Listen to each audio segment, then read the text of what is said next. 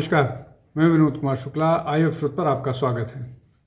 कर्नाटक में एक बार फिर मुस्लिम लीग की बातें या मुस्लिम लीग की विचारधारा या जिन्ना वाली डिमांड फिर शुरू हो गई है। लगभग 48 मुस्लिम संगठनों ने जिस तरह की बात की है वो सीधे तौर पर विभाजन के पहले की जो मुस्लिम राजनीति थी उसकी याद दिलाता है। जो मोटे तौर पर 48 संगठनों ने बेंगलुरु में बैठक करके मांग की है उसमें 2B के अंतर्गत रिजर्वेशन को रिस्टोर करने की मांग है, पॉलिटिकल रिप्रेजेंटेशन है, मतलब ये कि जो सेपरेट इलेक्टोरेट वाला मामला या SC ST के तौर तर्ज पर मुसलमानों को भी आरक्षण, पॉलिटिकल रिजर्वेशन। उसके अलावा अलग बजट, जैसे पहले रेलवे और यूनियन बजट होता था ऐसे अब मुस्लिम बजट चाहिए। उसके अलावा वक्फ प्रॉपर्टीज़ को जो है उनको उनके लिए एक अलग योजना बनाने की मांग की गई है वक्फ प्रॉपर्टीज़ को बचाने के लिए। इसके अलावा मुस्लिम छात्रों को उनको शिक्षा में उनको मदद करने के लिए सुधार की बात कही गई है। कैटल स्लॉटर का पर जो प्रतिबंध है उसको हटाने की, मतलब ये कि जो गो हत्या या गो मांस को लेकर के बहुत सारे जगहों पर बैन है उसको हटाने की बात की गई है। कन्वर्जन लॉ को भी हटाने की बात कही जा रही है कि जो कन्वर्जन से संबंधित कानून है उसको हटाया जाए और 1000 करोड़ जो है वो मुसलमानों को ग्रांट के रूप में दिया जाए। इसके अलावा वोटर लिस्ट को लेकर के जो रिवीजन प्रोसेस चल रहा है लगभग आधे देश में हो गया है। अब इस प्रक्रिया को पूरी तरह से रोकने के लिए असेंबली में रिजोल्यूशन लाने की बात की जा रही है और जातीय जनगणना करने की बात की जा रही है। और जातीय जनगणना सिर्फ हिंदू की, मुसलमान मांग कर रहे हैं कि जातीय जनगणना जो है वो सिर्फ हिंदुओं की जाए, मुसलमानों की ना की जाए। ये एक इंटिमिडेशन टैक्टिक्स है जो जिन्ना ने किया था। जैसे जिन्ना ने कांग्रेस को हिंदुओं की पार्टी बता करके वो किया गया है। अब यही बात, सेम बात मुस्लिम ऑर्गेनाइजेशंस कर्नाटक सरकार पर लगा रहे हैं कि वो सॉफ्ट हिंदुत्व पैडल कर रही है, जबकि सबको मालूम है कि किस तरह से कर्नाटक की सरकार हिंदुओं के खिलाफ और हिंदुओं के खिलाफ जिस तरह की काम करती हुई नज़र आ रही है। तो ये एक हो गया। अब दूसरा जो आज का मसला है वो उत्तर प्रदेश के एक एडिशनल चीफ सेक्रेटरी जो हैं संजय प्रसाद, वो बहुत पावरफुल एडिशनल चीफ सेक्रेटरी हैं और उनकी मुलाकात नितिन नवीन से हुई है। हालांकि ये मामला नितिन नवीन ने फ़ोटो को ट्वीट भी किया था, ट्वीट करने के बाद उसको बाद में डिलीट कर दिया था, मतलब भारतीय जनता पार्टी के जो राष्ट्रीय अध्यक्ष हैं उन्होंने। अब इसके कई पक्ष हैं। पहला पक्ष ये कि नितिन नवीन और संजय प्रसाद दोनों बिहार से बिलोंग करते हैं, तो कुछ इस तरह का मामला हो सकता है। लेकिन जो दूसरा सबसे महत्वपूर्ण मामला ये है वो ये कि 2027 में चुनाव है। राजनीतिक तौर पर रिसफल हो गया है, 6 नए मंत्री शामिल किए गए हैं, 2 को एलिवेट किया गया है, उनको राज्य मंत्री स्वतंत्र प्रभार दिया गया है। अब चुनाव से पहले मेजर ब्यूरोक्रेटिक रिसफल होने हैं महत्वपूर्ण पदों पर, इसलिए कि बहुत सारी योजनाओं को लास्ट मोमेंट पर इम्प्लीमेंट करना होता है, बहुत सारे खर्चे जो बचे रहते हैं उनको पूरा करना होता है। तो ये सब झट किया जाना है। मैसेज भी सरकार को मैसेज भी जनता को जाए, इस ढंग से इस दिशा में काम करते हुए नज़र आना भी है। तो उस सब को लागू करने के लिए अपने मन माफिक लोग चाहिए।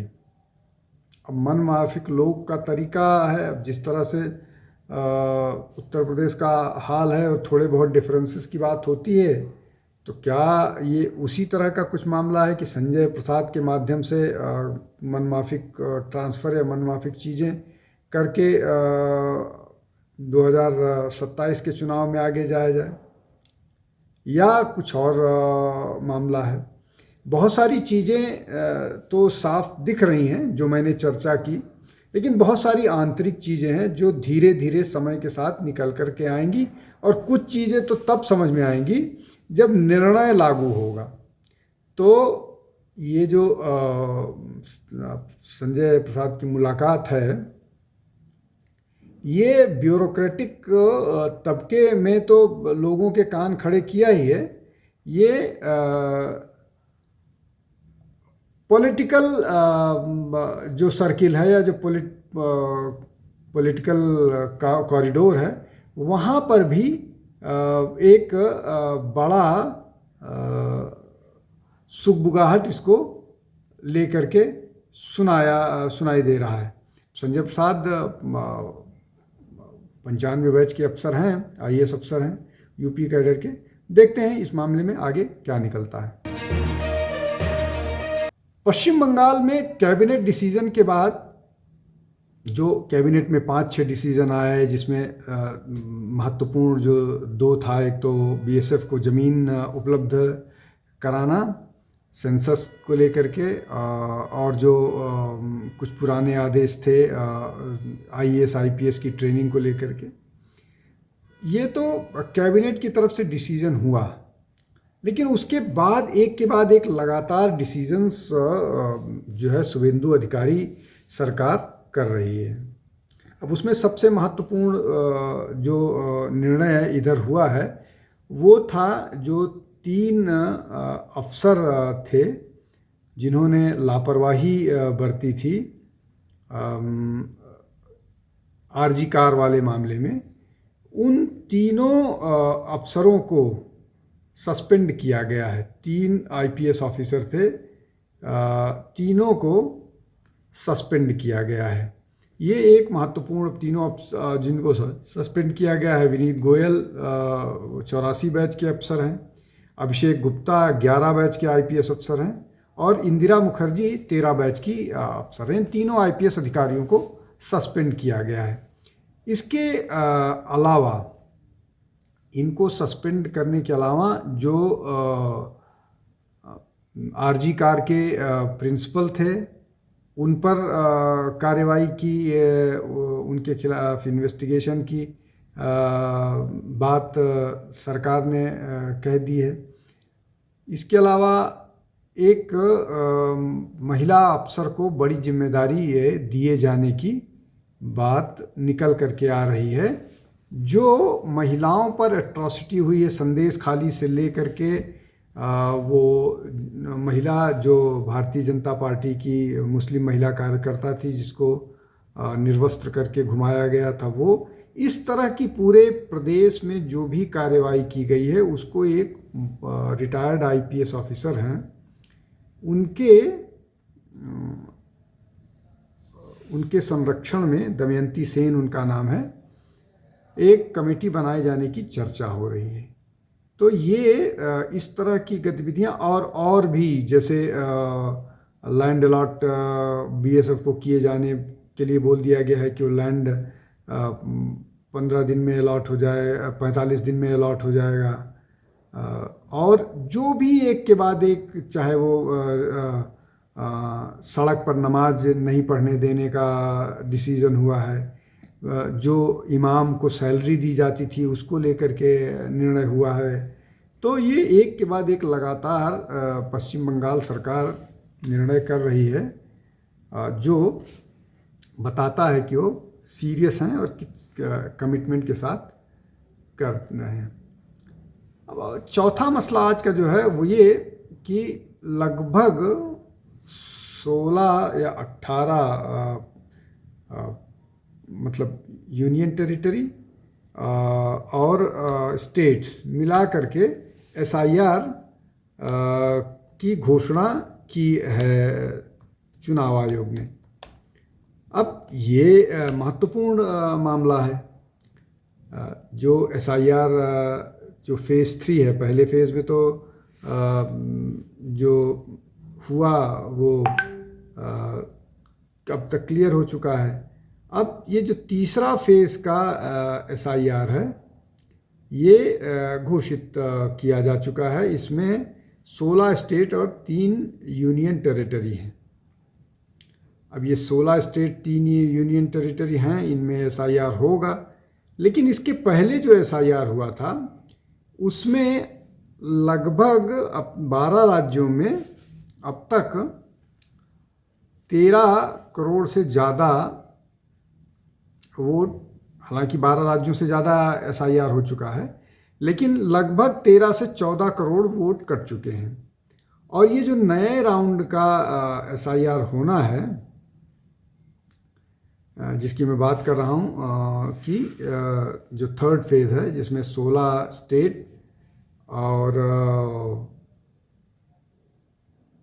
3 यूनियन टेरिटरी हैं जहाँ पर ये किया जाना है। अब ये स्टेट्स एक बार जल्दी से गिन लेते हैं। हिमाचल प्रदेश है, जम्मू कश्मीर है, लद्दाख है, ये यूनियन टेरिटरी हैं।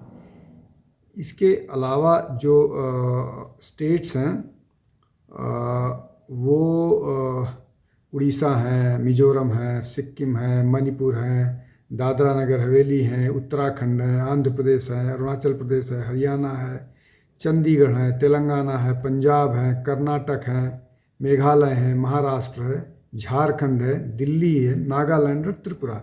इसमें दिल्ली, महाराष्ट्र, झारखंड, ये वो स्टेट हैं, तेलंगाना, हरियाणा,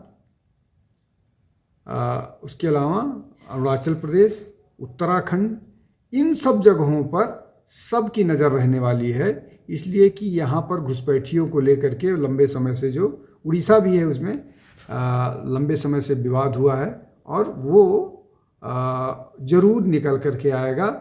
जहाँ पर नाम कटेंगे तो लोग विरोध भी करेंगे, और जिनके वोट बैंक जाएंगे वो लोग विरोध भी करेंगे। तो इन पर हम सब की नज़र रहेगी। आज के लिए बस इतना ही। बहुत बहुत धन्यवाद। नमस्कार। हमारे चैनल आई ऑफ ट्रुथ को सब्सक्राइब कीजिए YouTube पर, इसे फॉलो कीजिए Facebook पर, Instagram पर, Twitter पर और Ku पर। हमारे चैनल के बारे में फीडबैक देने के लिए हमें मेल कीजिए ioftruth.6@gmail.com पर।